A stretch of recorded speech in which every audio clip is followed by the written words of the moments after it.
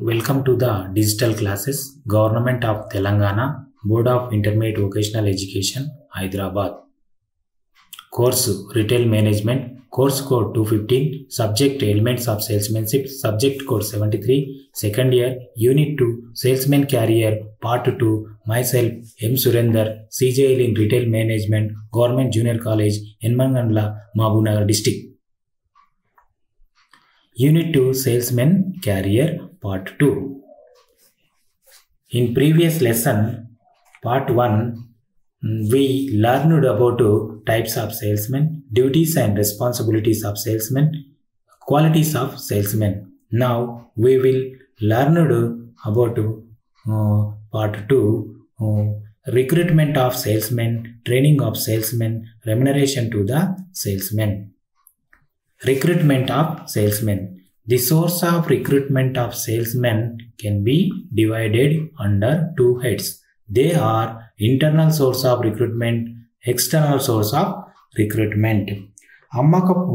అమ్మకపు సిబ్బందిని రెండు విధాలుగా ఎంపిక చేస్తారు. వారు అంతర్గత విధానాల ద్వారా ఎంపిక, బహిర్గత విధానాల ద్వారా ఎంపిక. అంతర్గత విధానాలు అంటే ఇన్సైడ్ ఆర్గనైజేషన్ అని అర్థం, బహిర్గత అంటే అవుట్ సైడ్ ఆర్గనైజేషన్ అని అర్థం. Internal source of recruitment. Recruitment the salesmen amongst the workers already working in the enterprise. In other words, recruitment within the organization. Present employees already working in the organization. Recommendation of the existing salesmen. Promotions, transfers, re-employment of former employees. అంతర్గత విధానాల ద్వారా ఎంపిక. సంస్థలో పనిచేస్తున్న సిబ్బందినే ఎంపిక చేయడాన్ని అంతర్గత విధానాల ద్వారా ఎంపిక అంటారు. అవి ఈ క్రింది విధంగా జరుగుతాయి.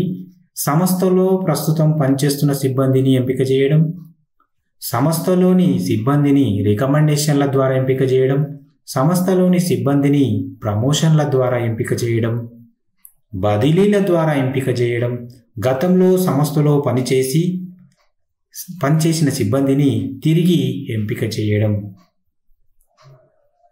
External source of recruitment. Through advertisement in news papers, competitors, staff members, schools and colleges, employment exchanges, voluntary applications, recommendations of customers, relatives and friends, employment seekers. సంస్థ బయట పనిచేసే వ్యక్తుల నుంచి అమ్మకందారుని ఎంపికోవడాన్ని బహిర్గత విధానాల ద్వారా ఎంపిక అంటారు. ఒకరు వార్తాపత్రికల ప్రకటనల ద్వారా ఎంపిక చేయడం, సంస్థ ఉద్యోగుల మధ్య పోటీల ద్వారా ఎంపిక చేయడం, పాఠశాలలు మరియు కళాశాలల ద్వారా ఎంపిక చేయడం, ఎంప్లాయ్మెంట్ ఎక్స్చేంజీల ద్వారా ఎంపిక చేయడం, స్వచ్ఛందంగా దరఖాస్తు చేసుకోవడం ద్వారా ఎంపిక చేయడం, కొనుగోలుదారుల సిఫారసుల ఆధారంగా ఎంపిక చేయడం, బంధుమిత్రుల ద్వారా ఎంపిక చేయడం, ఎంప్లాయ్మెంట్ సీకర్స్ ద్వారా ఎంపిక చేయడం. Training of salesmen. Sales training is a technique or method by which efforts are made to increase the knowledge, skills and efficiency of salesman so that he may be in position to solve the problems of sales and provide active contribution on increasing sales of the enterprise. అమ్మకందారుని శిక్షణ. అమ్మకాలు ప్రభావవంతంగా అమ్మడానికి సేల్స్మెన్కి training అవసరం. Sales training అనేది ఒక technique లేదా పద్ధతి. దీని ద్వారా నైపుణ్యాన్ని మరియు జ్ఞానాన్ని పెంచుకుంటాడు. Methods of salesmen. Individual training method, group training method.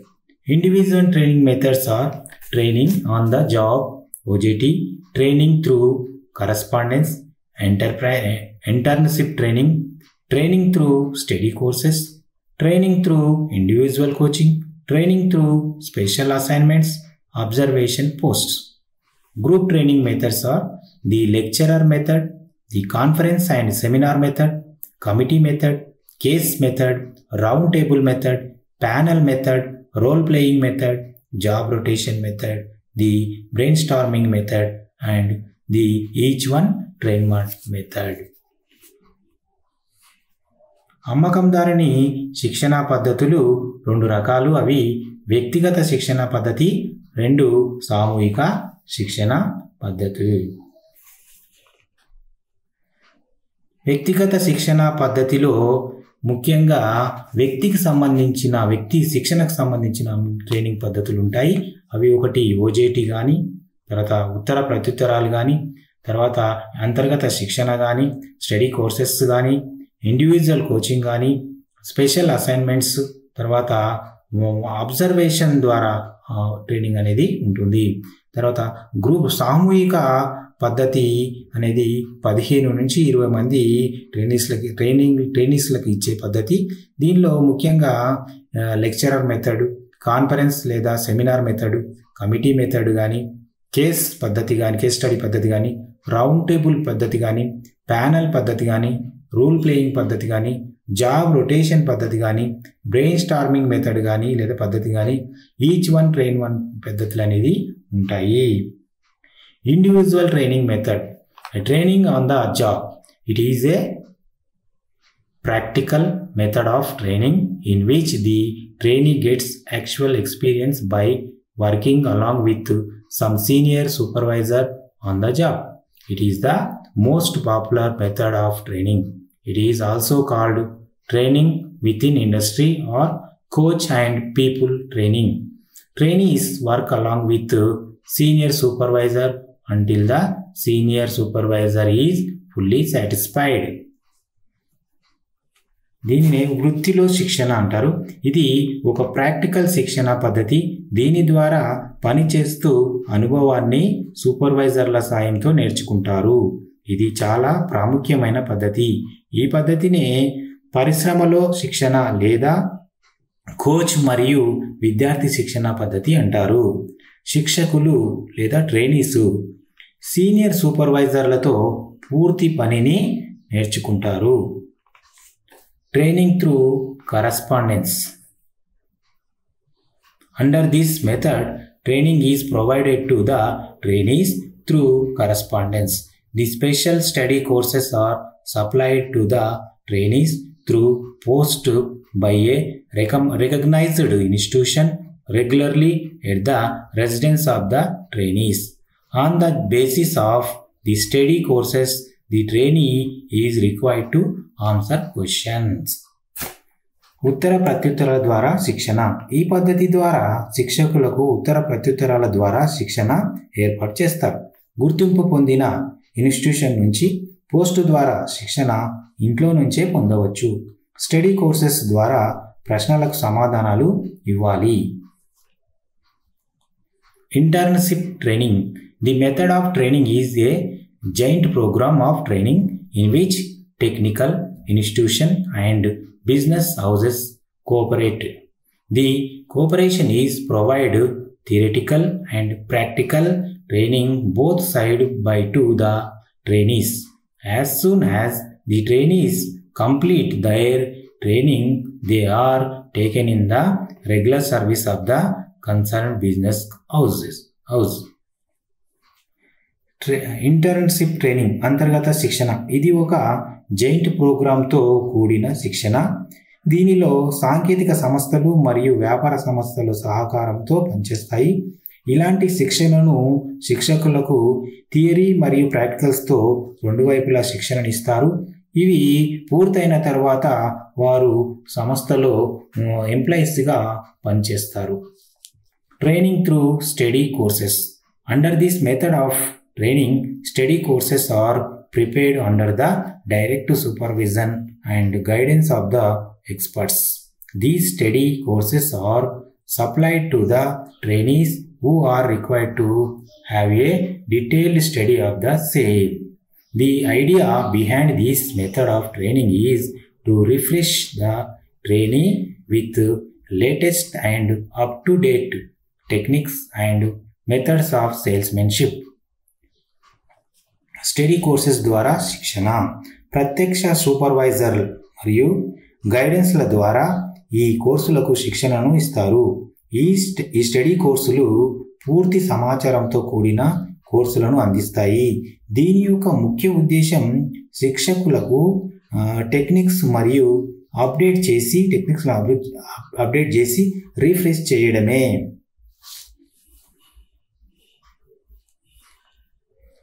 Training through individual coaching. Under this method of training, coaching is provided by the supervisor to the trainees on a continuous and regularly scheduled basis. It is part of this job. వ్యక్తిగత coaching ద్వారా శిక్షణ. Supervisors శిక్షకులకు వరుసగా schedule ప్రకారము శిక్షణ అనేది కల్పిస్తారు. Training through special assignments. The trainees are provided special assignments with complete freedom to handle the affairs as they please. This method of training aims to create confidence in the trainee to do the task to the best of his ability. ప్రత్యేక assignments ద్వారా శిక్షణ. స్వేచ్ఛతో కూడిన పూర్తి ప్రత్యేక assignments అనేవి ఉంటాయి. ఈ శిక్షణ యొక్క ముఖ్య ఉద్దేశం శిక్షణపై నమ్మకాన్ని కల్పించడం మరియు తన సామర్థ్యం మేరకు ఇచ్చిన పనిని పూర్తి చేయడం. Observation posts. This method stress learning by observation assistant to position make good observation post in development of the trainee. ఈ పద్ధతి అనేది ఒత్తిడిని ఏ విధంగా అబ్జర్వ్ చేసుకోవాలి అనేది తెలుపుతుంది. శిక్షకుడు మంచి అబ్జర్వేషన్ కలిగి ఉండడం వలన తన పోస్టులను అభివృద్ధి చేసుకోగలడు. Group training method. సామూహిక పద్ధతి. The lecture method. This is the easiest, quickest and cheapest method of providing training to the trainee. Under this method, lecturers are divided by senior supervisors and leading experts to a group of trainee consisting of 15 to 20 trainees who are sitting in a room. It is a tradition one. Visual aids are also used to so as to make the lecturer most effective. ఉపన్యాస పద్ధతి. ఈ పద్ధతి చాలా సులభమైన, వేగమైన, సాధారణమైన, చాలా తక్కువ ఖర్చుతో కూడుకున్న పద్ధతిని శిక్షకులకు అందిస్తారు. ఈ పద్ధతిలో ఉపన్యాసాలు లేదా సీనియర్ సూపర్వైజర్లు లేదా అనుభవం గలవారు 15 నుంచి 20 మందికి శిక్షణ ఇస్తారు. విజువల్ ఎయిడ్స్ను ఉపయోగించి చాలా ప్రభావవంతంగా ఉపన్యాసాన్ని ఇవ్వవచ్చు. The conference and seminar method. Under this method the conferences and seminars are arranged under the leadership of experts and the trainees are required to participate in the same. This method can create greater degree of interest, gives a chance to each one participate, develops group morale and stimulates analytical thinking. Conference లేదా seminar పద్ధతి.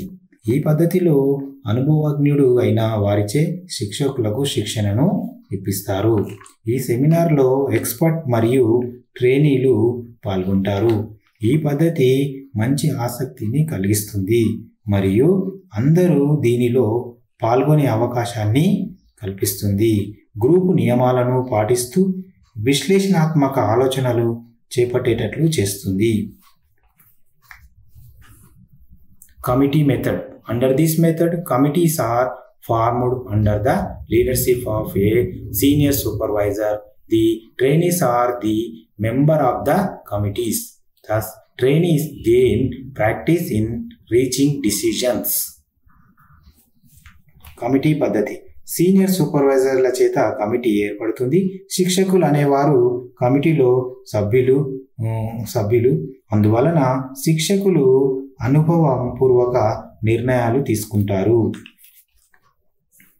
case method or case study method. An actual or hypothetical case of sales is discussed by the trainees in the presence and guidance of a senior supervisor. There are open and frank discussions amongst the members or trainees. Case study method పద్ధతి senior సూపర్వైజర్లతో hypothetical కేసుల గురించి శిక్షకులు చర్చ కొనసాగుతుంది. సభ్యుల మధ్య నిజానికి సంబంధించిన అంశాలపై చర్చ అనేది జరుగుతుంది. Round table method the trainee are required to sit around a table under the leadership of a senior supervisor or expert. They discuss and express their ideas on a particular subject. It is the best method of having mutual exchange of ideas amongst the trainee on a particular subject. Round table పద్ధతి senior సూపర్వైజర్ల అధ్యక్షతన శిక్షకులు round table చుట్టూ కూర్చుంటారు. ఒక ప్రత్యేకమైన సబ్జెక్టును గురించి మరియు ఐడియాస్లపై చర్చ అనేది జరుగుతుంది. శిక్షకుల మధ్య ఐడియాస్ను పంచుకోవడానికి ఇది ఒక మంచి పద్ధతి. The panel method A discussion is presented by a certain number of experts on the panel who take the trouble to prepare and present the facts and discussions. Panel పద్ధతి కొంతమంది ఎక్స్పర్ట్స్ ఈ ప్యానల్లో కూర్చొని ప్రస్తుత ఫ్యాక్ట్స్ కానీ troubles పై కానీ చర్చ అనేది జరుగుతుంది. ఈ విషయంపై శిక్షకులకు కూడా అవకాశాన్ని కల్పిస్తారు. Role playing method training is provided to the trainee by presenting a sales drama before the trainees. In this method a salesmen is required to face the problems, criticism and objections of a number of customers. It is an interesting and effective method of training. ఆదర్శ పద్ధతి అని కూడా అంటారు.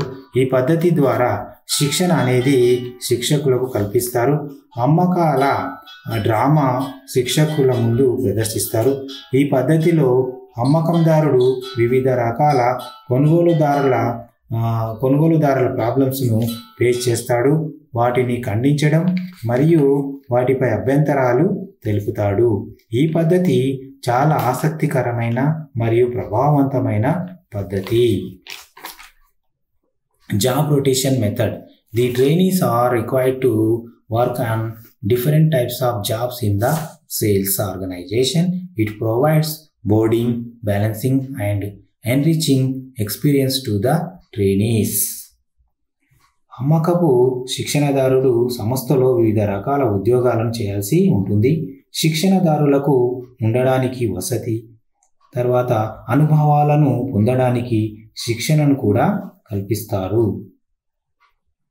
The brain storming method any particular problem is thrown at the persons trainees sitting around the table and the participants throw out whatever comes into their minds. No one is permitted to contradict. Some good ideas are selected and the rest of ideas find their way into the waste paper basket. Brain storming పద్ధతి ఈ పద్ధతిలో శిక్షకుల అందరినీ ఒక round టేబుల్లో కూర్చోబెట్టి వారికి ప్రాబ్లమ్స్ని ఇస్తారు. వారి మనసులో ఉన్న విషయాన్ని తెలుపుతారు. దీనిలో ఎలాంటి కొట్లాటలకు తావుండదు. మంచి ఐడియాస్ను స్వీకరిస్తారు. పనికిరాని ఐడియాస్ను డస్ట్బిన్లో వేస్తారు. The each one train one method. Salesmen are divided into teams of two. That is, one of them is an old salesman while the other is a new trainee. The old salesman teaches the new one all the techniques which he has acquired through his experience. ప్రతి ఒక్కరూ ఒకరికి శిక్షణ పద్ధతి. ఈ పద్ధతిలో అమ్మకందారులను 2 రకాలుగా వర్గీకరిస్తారు. వారు అనుభవం గల అమ్మకందారులు, శిక్షణ అమ్మకందారులు. అనుభవం గల అమ్మకందారులు మరియు ట్రైనీ అమ్మకందారులకు తన అనుభవపూర్వకంగా నేర్చుకున్న విషయాలపై శిక్షణ ఇస్తారు. Remuneration to the salesmen. Remuneration to the salesman. The remuneration schemes of the salesman depend upon the terms of agreement between the company and the salesman. Remuneration methods as follows: fixed salary, commission, salary and commission, drawing account and commission, salary expenses and commission, bonus, salary and bonus, salary commission and bonus, commission and bonus, point system, plan. అమ్మకందారుని జీతభత్యాలు లేదా పరిహారాలు. అమ్మకందారుని మరియు కంపెనీకి ఒప్పందం కుదిరినప్పుడు company నియమాల ప్రకారం జీతభత్యాలు ఉంటాయి. అవి 1 స్థిరమైన జీతం, కమిషన్, జీతం మరియు కమిషన్, బ్యాంకు ఖాతా మరియు కమిషన్ తీసుకోవడం, జీతం, వ్యయాలు మరియు కమిషన్, బోనస్, జీతం మరియు బోనస్, జీతం, కమిషన్ మరియు బోనస్, కమిషన్ మరియు బోనస్, పాయింట్ పద్ధతి ప్రణాళిక.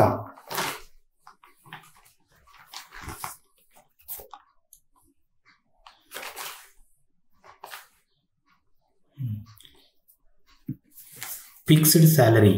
It is the most simple method of remunerating the salesman. Under this method, a fixed amount of salary is paid to the salesman monthly, regardless of the actual sales efforts.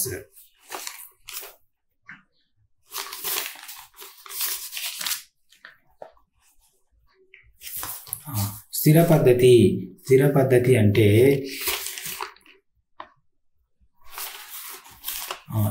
ఇది ఒక fixed ఉద్యోగస్తునికి ఒక స్థిరమైనటువంటి పద్ధతి ప్రకారం అనేది జీతం అనేది చెల్లిస్తారు. అతనికి సంస్థతో అతడు ఆర్జించిన లాభాలతో అతడు ఆర్జించిన అమ్మకాలతో సంబంధం లేకుండా స్థిరమైనటువంటి జీతం అనేది ఉంటుంది. Commission. A salesmanship is paid commission at a definite rate on the actual sales obtained by him during a certain period. This plan provides direct relationship between efforts and rewards. Commission అంటే అమ్మకందారుడు కొనుగోలుదారులకు ఇచ్చే తగ్గింపునే commission అని అంటారు. ఈ అమ్మకందారుడు వాస్తవంగా అమ్మిన వస్తువులపైన ఖచ్చితమైన rate లేదా శాతం కొంతకాలానికి ఇస్తాడు.